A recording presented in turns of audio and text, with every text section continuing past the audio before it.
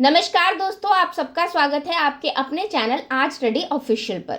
दोस्तों, आज हम एक बहुत ही महत्वपूर्ण और संवेदनशील विषय पर बात करने वाले हैं, जो कि इजराइल और हिजबुल्लाह के बीच चल रहे संघर्ष के बारे में है।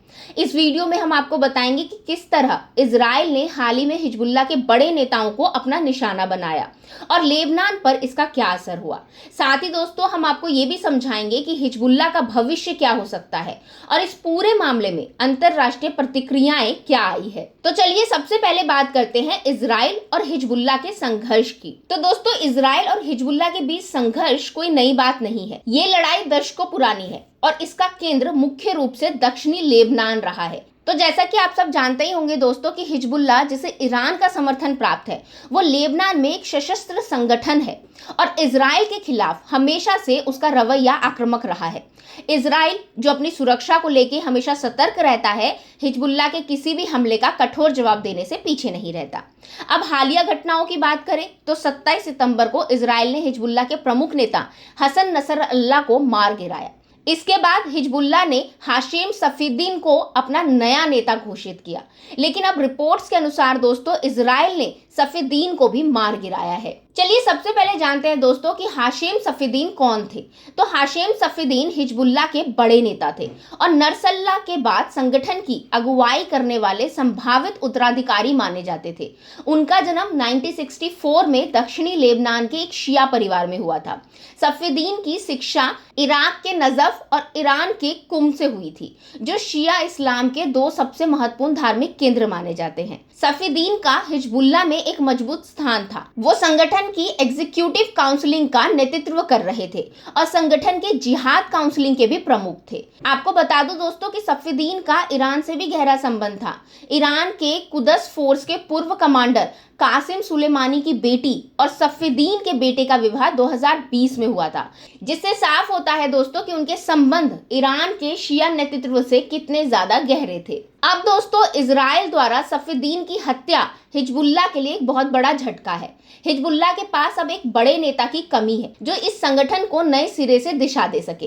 हालांकि संगठन के उप महासचिव नईम कासिम का नाम भी प्रमुखता से सामने आ रहा है, लेकिन सफीदीन जैसा प्रभावी नेतृत्व शायद अब इस संगठन को मिलना मुश्किल होगा। दोस्तों, हिजबुल्लाह को इजराइल से टक्कर लेना भारी पड़ता दिख रहा है। लेबनान में इस समय हालात बहुत ज्यादा खराब हैं। इजराइल के हमलों के बाद 1000 से अधिक लोग मारे जा चुके हैं और लगभग 1 मिलियन से ज्यादा लोग अपने घर छोड़ने को मजबूर हो गए हैं। चलिए अब बात करते हैं इजराइल के जवाब और अंतरराष्ट्रीय प्रतिक्रियाओं की। तो दोस्तों, इजराइल ने हाल ही में लेबनान में कई गांवों को खाली करने के आदेश दिए हैं।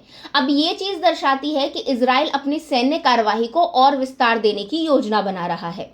दक्षिणी लेबनान में इजराइल की आक्रामक रणनीति ये दिखाती है कि वह किसी भी कीमत पर हिजबुल्लाह को कमजोर करना चाहता है और इस बीच अंतरराष्ट्रीय स्तर पर भी प्रतिक्रियाएं सामने आ रही हैं। अमेरिका और यूरोपीय संघ इस पूरे संघर्ष पर नजर बनाए हुए है, लेकिन उन्होंने अभी तक इजराइल के खिलाफ कोई ठोस कदम नहीं उठाया। ईरान, जो कि हिजबुल्लाह का सबसे बड़ा समर्थक है, इस समय भी हिजबुल्लाह के लिए मदद की कोशिशों में जुटा हुआ है। अब यहाँ पे सवाल उठता है दोस्तों कि हिजबुल्लाह का भविष्य क्या होगा। तो सफीदीन की मौत के बाद संगठन में नेतृत्व का संकट गहराता दिख रहा है। हिजबुल्लाह को अब एक नए नेता की जरूरत है जो संगठन को मजबूत कर सके और उसके आक्रामक रवैये को और आगे बढ़ा सके। अगर हिजबुल्लाह के नेतृत्व में नईम कासिम आते हैं तो संगठन का ईरान के साथ संबंध और भी ज्यादा मजबूत हो सकता है।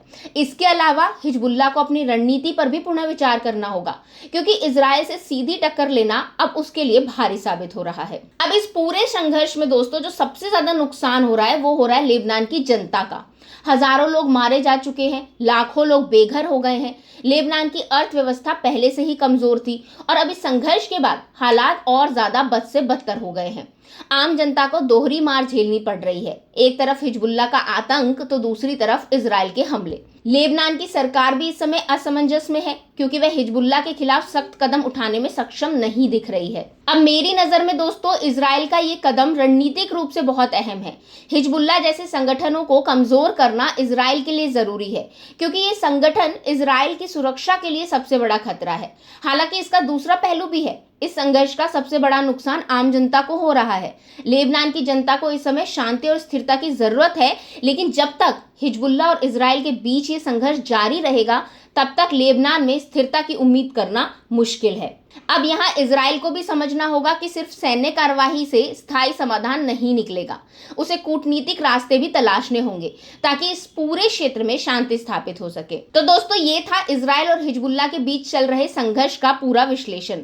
हमने आपको बताया कि कैसे इजराइल ने हिजबुल्लाह के प्रमुख नेताओं को निशाना बनाया और इसका लेबनान पर क्या असर हो रहा है। हमें उम्मीद है दोस्तों कि ये जानकारी आपके लिए उपयोगी रही होगी। अगर आपको ये वीडियो पसंद आई हो तो इसे लाइक करें, शेयर करें और हमारे चैनल आज स्टडी ऑफिशियल को सब्सक्राइब करना ना भूले। Thank you.